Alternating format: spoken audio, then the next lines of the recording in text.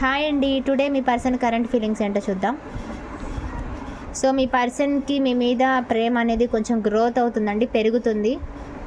మీ గురించి ఒక డిసిషన్ తీసుకోవాలి అనేది అనుకుంటున్నారు. ఒక ఆఫర్ ఇవ్వాలనుకుంటున్నారండి మీకు. డెఫినెట్లీ మీ దగ్గరికి రావాలి, లేదా మీకు కాల్ చేయాలి, మీకు ఏదైనా ఇన్ఫర్మేషన్ ఇవ్వాలి వాళ్ళకి.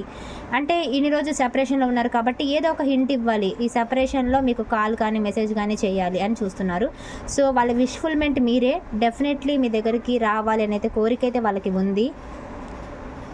సో వాళ్ళు మిమ్మల్ని మర్చిపోలేకపోతున్నారు. చాలా బాగా కనెక్ట్ అయిపోయారు వాళ్ళు మీ సోల్మేట్.